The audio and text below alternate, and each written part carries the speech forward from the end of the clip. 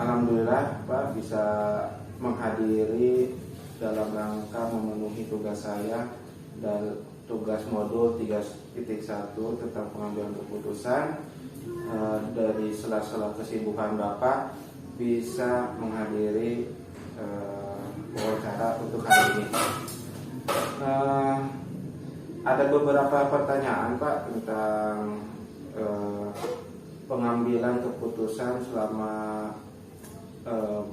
Bapak menjadi pimpinan di sekolah ini. Yang pertama, bagaimana mengidentifikasi kasus-kasus yang merupakan dilema etika atau rujukan Bapak?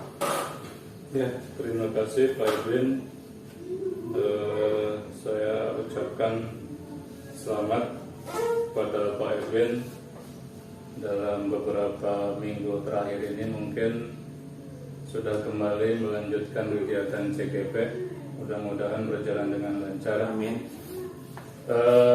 Untuk pertanyaan yang diajukan barusan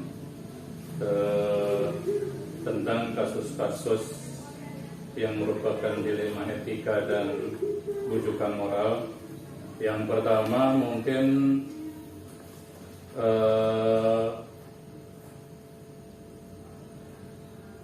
saya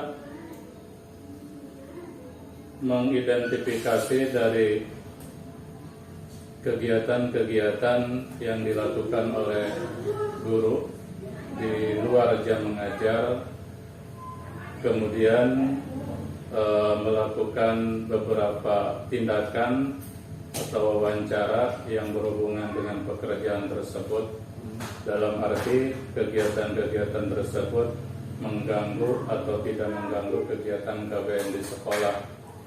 Seandainya mengganggu, mungkin ada kebijakan-kebijakan tertentu yang dibebankan kepada guru yang bersangkutan, sehingga ada pertimbangan dari sekolah agar kegiatan di sekolah lancar dan kegiatan guru bersangkutan juga lancar. Seperti itu mungkin. Kemudian selain itu kita juga mengidentifikasi kehadiran guru, apakah guru tersebut dalam hal waktu-waktu tertentu ada halangan atau tidak. Di sela-sela halangan tersebut kita identifikasi dengan alasan apa guru tersebut tidak datang ke sekolah, sehingga didapatkan beberapa kesimpulan atau jawaban yang baik antara sekolah dan guru yang bersangkutan. Seperti itu mungkin Pak Edwin. Tapi memang di sekolah ini bukan hanya kasus guru saja mungkin ya Pak. Betul. Ada dengan lingkungan masyarakat, dengan orang tua dan siswa pun gitu. Betul. Karena betul. dalam kita kegiatan di sekolah ini kan semuanya bermuara ke siswa juga. Betul. Pembelajaran siswa yang menyenangkan. Betul.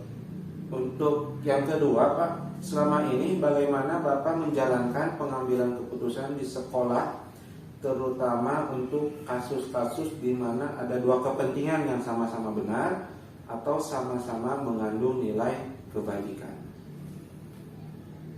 Untuk proses decision maker, pengambilan keputusan yang saya lakukan, mungkin kalau selama kegiatan tersebut tidak merugikan sekolah, selama kegiatan tersebut menguntungkan guru bersangkutan, saya tidak melarang, bahkan mungkin mendukungnya, asalkan kewajiban-kewajiban kepada sekolah terpenuhi.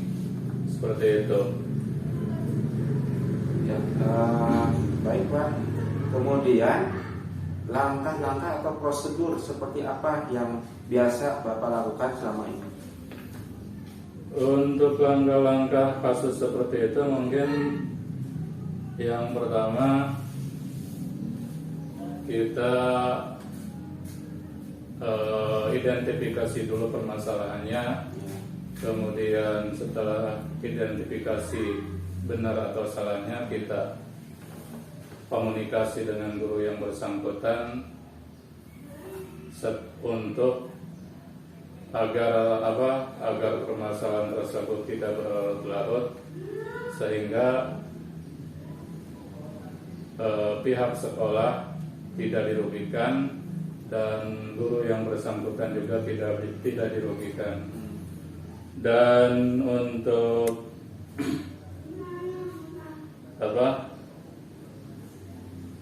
langkah selanjutnya mungkin kita komunikasi dengan guru-guru yang lain agar kegiatan-kegiatan seperti yang disebutkan di atas, terutama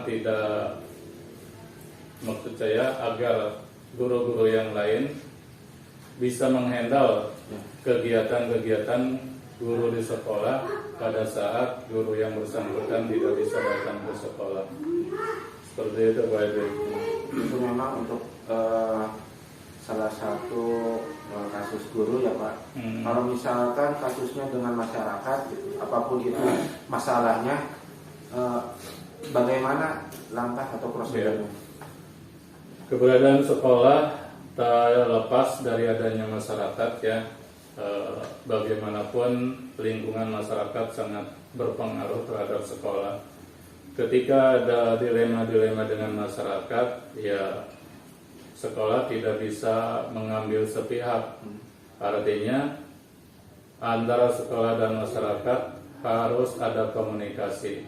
Ketika ada permasalahan-permasalahan yang mendasar, kita rundingkan bersama-sama, kita musyawarahkan bersama-sama untuk mencapai kesepakatan yang baik, yang tidak merugikan masyarakat dan tidak juga merugikan sekolah. Seperti itu. Baik Pak.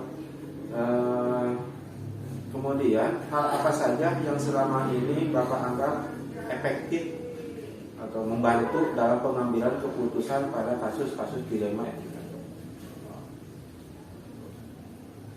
Maksudnya gimana? Jadi pengambilan keputusan ini ada hal-hal yang membantu. Apa itu hal-hal yang biasanya membantu dalam pengambilan keputusan? Yang sangat membantu mungkin keberadaan guru-guru ya.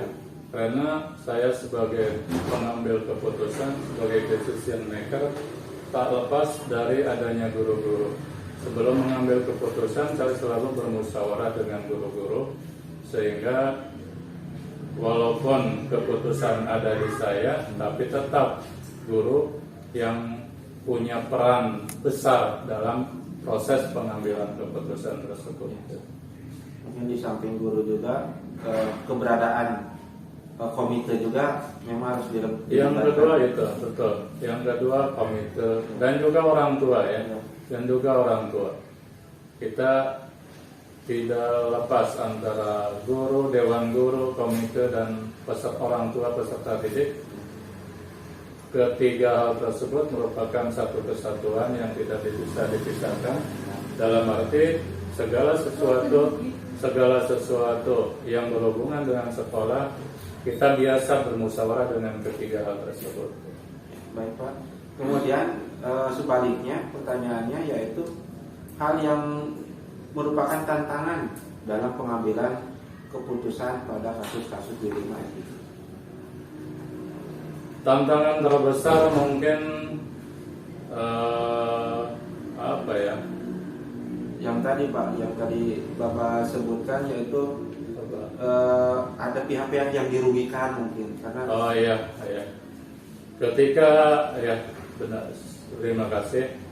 Ketika dalam proses pengambilan keputusan mungkin tidak semuanya semua pihak, semua elemen bisa menerima ya. Ada yang menerima dan ada juga yang tidak. Tapi kita ambil yang terbesarnya ya. Kita ambil mufakatnya. Nah, kita dengan pengambilan mufakat tersebut, kita itu adalah jalan keluarnya. Gitu. Baik Pak.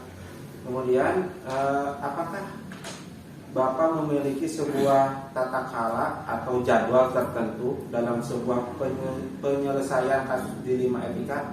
Apakah langsung menyelesaikan di tempat atau memiliki sebuah jadwal untuk menyelesaikannya? Bentuk atau prosedur seperti apa yang Bapak biasa jalankan? Untuk menyelesaikan permasalahan-permasalahan tersebut kita tergantung studi kasusnya ya. Mungkin kita pelajari kasusnya sejauh mana. Kalau misalkan bisa diselesaikan dalam waktu hari itu juga atau dalam waktu dekat, kita selesaikan dalam waktu dekat karena lebih cepat lebih baik.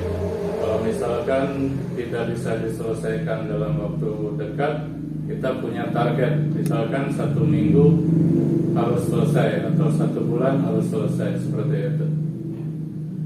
Dilihat, diidentifikasi dulu berarti ya Pak? Betul. Kita semuanya berawal dari identifikasi masalahnya. Kemudian adakah seseorang atau faktor yang selama ini mempermudah atau membantu Bapak dalam pengambilan keputusan dalam kasus-kasus dilema etika? Ya, tadi sudah disebutkan ya. Yang pertama mungkin dewan guru-gurunya. Yang kedua, keberadaan komite juga yang sangat mendukung sekolah saat-saat ini, dan orang tua mungkin, ditambah lagi lingkungan masyarakat gitu. Baik Pak, kemudian pertanyaan yang terakhir, dari semua yang telah disampaikan, pembelajaran apa yang dapat Bapak petik dari pengalaman Bapak mengambil keputusan dilema etika? Iya, tugas pemimpin pada dasarnya adalah mengambil keputusan yang terbaik. Ya. Nah, ketika ada kasus-kasus tertentu yang mungkin ada yang menguntungkan satu pihak, ada juga yang merugikan satu pihak. Di sanalah tugas seorang pemimpin diperlukan ketegasannya untuk menentukan suatu keputusan yang terbaik untuk sekolah, untuk guru dan lain-lainnya. Nah, itu mungkin tidak semua orang bisa melakukan seperti itu, tapi seorang kepala sekolah harus dituntut untuk menentukan hal-hal seperti itu. Itulah hal yang terberat mungkin ya. Hal terberat yaitu mengambil keputusan yang baik untuk sekolah, agar tidak merugikan satu pihak gitu. Alhamdulillah Pak, untuk pertanyaan atau wawancara hari ini sudah selesai. Mudah-mudahan kedepannya kita dapat mengambil keputusan dengan bijak dan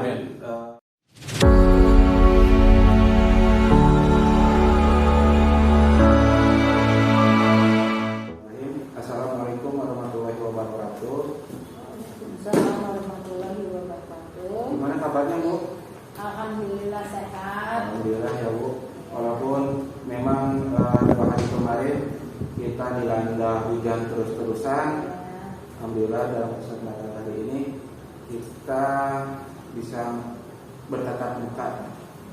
Ini Bu berkaitan mengenai saya ada tugas demonstrasi kontekstual, wawancara kepada pimpinan, salah satunya Ibu Haji sebagai pimpinan ataupun wakasek kurikulum di sekolah ini.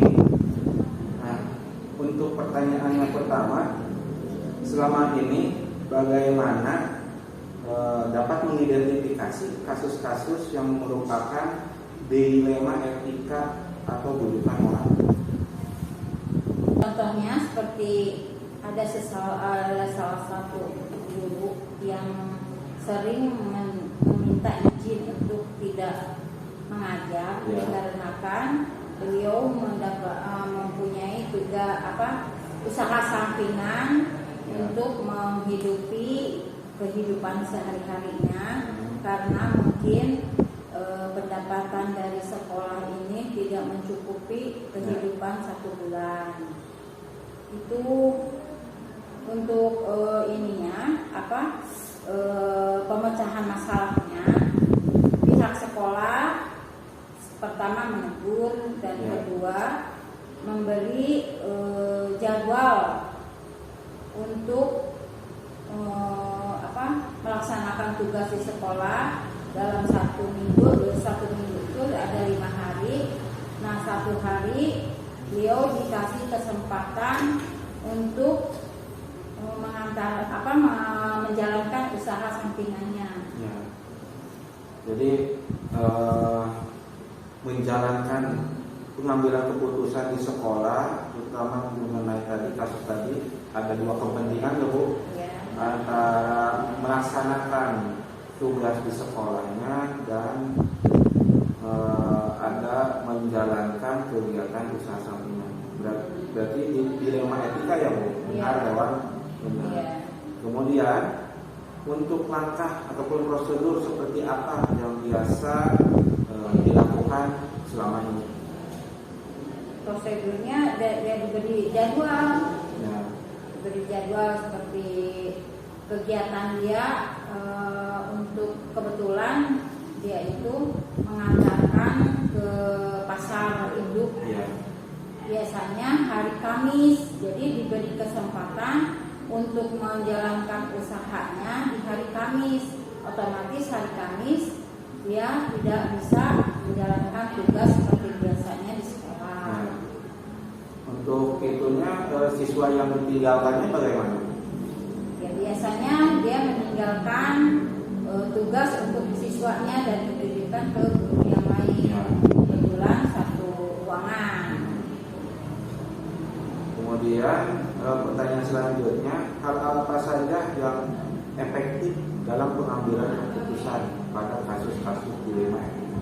Ya, ada musyawarah antar guru dan kepala sekolah mencari pemecahan masalahnya dan bertanya kepada yang bersangkutan hari apa misalnya dia yang tidak bisa menjalankan tugasnya.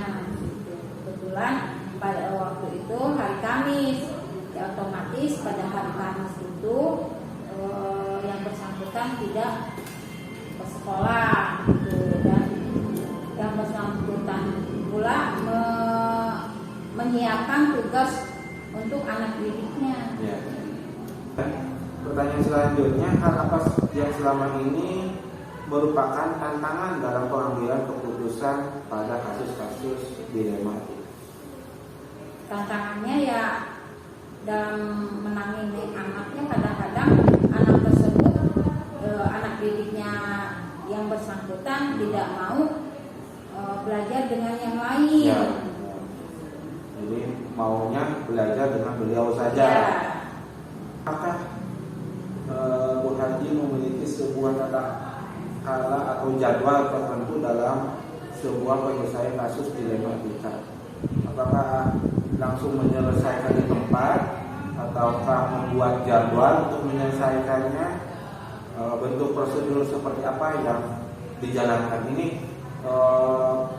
Kasus-kasus selain ini ya, jadi banyak selama ini biasanya bagaimana? Apakah dibuatkan jadwal? Apakah ada kasus langsung diselesaikan pada hari itu juga, pada di tempat itu juga, atau bagaimana? Ya, biasanya biar tidak bertele-tele dan biar tidak lupa langsung diselesaikan. Bagaimana? Itu seperti misalkan penyelesaian UPTK, Ya. langsung ditegur dan dikasih masukan-masukan bahwa UPTK itu sangatlah penting untuk masa depan. Walaupun tidak dilaksanakan juga, itu mah hak beliau, gitu kan, hak masing-masing guru. Yang penting sudah mengingatkan dan sudah mengasih kasih arahan-arahan yang kiranya penting untuk kehidupan masa depan. Jadi memang harus di hari itu juga Iya. pada saat itu. Kemudian adakah seseorang atau faktor-faktor apa yang selama ini mempermudah atau membantu dalam pengambilan keputusan dalam kasus-kasus ini? ya biasanya rembukan, minta solusi dari yang lain gitu. Dimana tanggapan yang lain, pemecahan masalahnya bagaimana tuh, supaya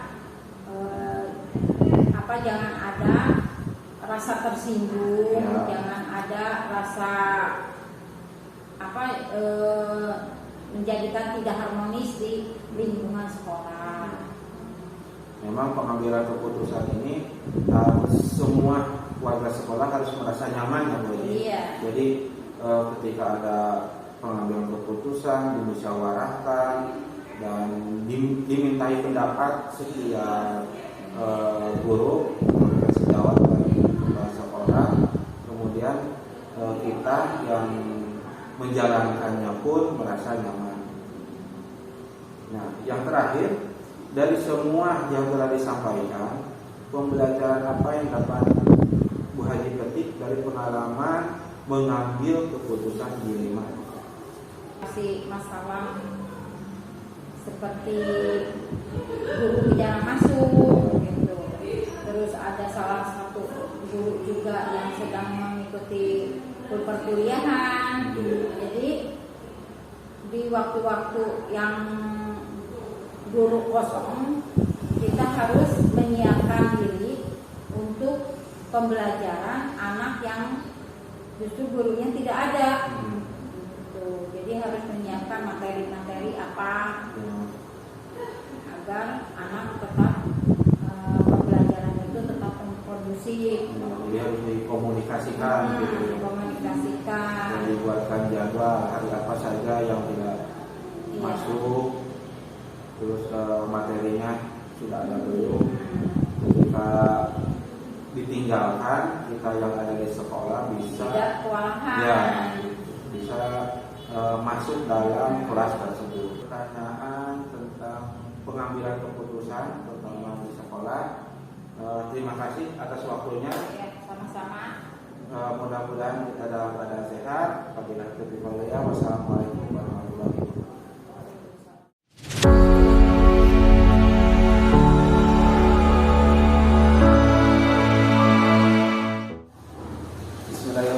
Wassalamualaikum warahmatullahi wabarakatuh. Assalamualaikum warahmatullahi wabarakatuh. Alhamdulillah, kita bisa bertemu kembali ya Bu. Gimana Bu kabarnya? Alhamdulillah. Alhamdulillah baik ya Bu. Saya berterima kasih kepada Ibu karena sudah menyempatkan waktunya dalam tugas saya sebagai calon guru penggerak tentang demonstrasi kontekstual modul 3.1 tentang pengambilan keputusan. Pertama Bu, kan Ibu mungkin Bu Sophie ini sebagai wakase kesiswaan, dan memang selama ini ada beberapa kasus yang ada gitu dan terselesaikan dalam pengambilan keputusan ini. Mungkin saya akan menanyakan beberapa hal. Yang pertama Bu, selama ini bagaimana Ibu dalam mengidentifikasi kasus-kasus yang merupakan dilema etika atau bujukan moral? Ya, terima kasih Pak Edwin. Jadi pada saat mengidentifikasi kasus-kasus ini, kita sebelumnya harus lihat dulu masalahnya apa ya. Kemudian dilihat lagi fakta-fakta yang ada dan situasinya bagaimana, agar pada saat pengambilan keputusan kita tidak disalahkan atas apa yang keputusan yang diambil. Harus berdasarkan fakta-fakta yang ada. Seperti itu. Ya, baik Bu. Kemudian pertanyaan selanjutnya, selama ini bagaimana Ibu menjalankan pengambilan keputusan di sekolah, terutama untuk kasus-kasus di mana ada dua kepentingan yang sama benar atau sama-sama mengandung nilai kebajikan? Bagaimana Bu? Mengambil keputusan ini, yang pertama harus diidentifikasi dulu masalahnya apa, kemudian dikumpulkan data-datanya yang lengkap, kemudian sehingga dalam mengambil keputusan kita sudah yakin keputusan yang diambilnya atas dasar fakta-fakta yang ada. Nah, kemudian bisa juga berkolaborasi dengan teman-teman sejawat untuk membantu misalnya masukannya seperti apa. Ya, baik Bu, dan memang pertanyaan yang ketiga ya, itu juga masih sudah dijawab mungkin ya. Jadi pertanyaan ketiga itu langkah-langkah atau prosedur seperti apa yang biasa Ibu lakukan selama ini? Langkah-langkahnya seperti yang tadi dijelaskan. Ya. Pertama harus diidentifikasi dulu masalahnya apa, kemudian fakta-faktanya harus digali secara lengkap, data-datanya. Kemudian bisa juga meminta pendapat dari orang lain, misalnya dari teman sejawat, guru-guru yang lain, dari kepala sekolah, atau bisa juga meminta pendapat dari orang tua agar pada saat mengambil keputusan kita sudah yakin dan tidak disalahkan mungkin ya. Ya. Jadi tidak ada yang dirugikan. Ya. Mungkin memang dalam pengambilan keputusan ini pasti ada yang merasa dirugikan ya. Mau tidak mau itu aturan yang sudah disepakati. Selanjutnya, hal apa saja yang selama ini Ibu anggap efektif dalam pengambilan keputusan pada kasus-kasus dilema etika? Menurut saya yang paling efektif yaitu dengan berkolaborasi, bertanya kepada teman-teman sejawat mengenai masalah yang dihadapi dan baiknya bagaimana, Ya. keputusannya harus seperti apa. Mungkin masukan-masukan dari orang lain, Ya. dari kepala sekolah juga, dari orang tua dapat membantu menyelesaikan masalah yang dihadapi. Karena masalah itu, karena dari pendapat orang lain itu memang membantu ya Bu, dalam kasus-kasus. Memberikan masukan. Iya. Dan selanjutnya, hal apa saja yang selama ini merupakan tantangan dalam pengambilan keputusan pada kasus-kasus dilema ini? Tantangannya Bu. Yang menjadi tantangannya itu adanya orang yang tidak suka atas keputusan yang diambil mungkin Iya. ya. Dalam setiap ini pasti ada saja orang yang tidak suka. Ya. Walaupun saya rasa keputusan yang diambil itu sudah tepat dan teman-teman sejawat juga sudah mendukung. Dan mungkin yang menjadi tantangannya itu ya. Ya. Baik Bu, selanjutnya apakah Ibu memiliki sebuah tata cara atau jadwal tertentu dalam sebuah penyelesaian kasus dilema etika? Apakah Ibu langsung menyelesaikan di tempat atau memiliki sebuah jadwal untuk menyelesaikannya? Bentuk atau prosedurnya seperti apa yang Ibu lakukan? Untuk menyelesaikan suatu masalah, Ya. kita lihat dulu situasinya. Ya. Ya Pak ya, mungkin kalau situasinya memungkinkan kita selesaikan pada saat itu juga. Kalau misalnya tidak memungkinkan, kita jadwalkan di lain waktu agar pada saat menyelesaikannya juga bisa dibantu oleh pihak-pihak Pihak-pihak lain yang lain ya. Ya. Dia Berkolaborasi juga ya Bu dengan kolaborasi juga dengan yang lain sehingga dapat diselesaikan. ya. Pihak-pihak lainnya yang bagaimana Bu? Pihak lainnya bisa juga dari teman sejawat, guru yang lain, bisa jadi juga kepala sekolah, bisa juga dari komite atau orang tua siswa. Ya. Kalau siswanya bisa dilibatkan Bu? Bisa ya mungkin. Ya. Yang pada saat kejadian misalnya ada masalah pada saat pembelajaran, mungkin siswa yang lain yang terlibat dalam satu lingkup kelas juga bisa dilibatkan, Iya, dimintai pendapat Iya. ataupun keterangan. Kemudian Bu, adakah seseorang atau faktor-faktor apa yang selama ini mempermudah atau membantu Ibu dalam pengambilan keputusan dalam kasus-kasus dilema ini? dalam pengambilan keputusan. Biasanya yang membantu itu kolaborasi dengan teman sejawat, Ya. pendapat-pendapat dari guru yang lain, pendapat dari kepala sekolah, pendapat dari komite atau orang tua itu sangat membantu sekali sehingga dalam mengambil keputusan dapat bermuara kepada siswa supaya siswa dapat belajar dengan nyaman dan tenang di sekolah. Ya. Yang terakhir dari pertanyaan-pertanyaan sebelumnya, dari semua hal yang telah disampaikan tadi oleh Ibu, pembelajaran apa yang dapat Ibu petik dari pengalaman Ibu mengambil keputusan di lima etika? Pembelajaran Dalam wawancara hari ini, pelajaran yang saya dapat yaitu dalam pengambilan keputusan harus berkolaborasi dengan teman-teman sejawat. Karena itu sangat membantu sekali dari masukan-masukan yang diberikan sehingga dapat diputuskan mengambil keputusan yang tepat. ya. Dan tidak salah dalam mengambil keputusan. Iya. Mungkin itu ya Bu. Jadi bahwasanya kita sebagai makhluk sosial harus saling membantu gitu, terutama dalam mengambil keputusan di lima etika. Mungkin Bu, tentang wawancara hari ini, terima kasih atas waktunya. Mudah-mudahan nanti dalam pengambilan keputusan kita dapat mengambil keputusan dengan bijak. Terima kasih Ibu. Ya. Semoga sehat selalu. Wabillahi taufiq wal hidayah. Wassalamualaikum warahmatullahi wabarakatuh.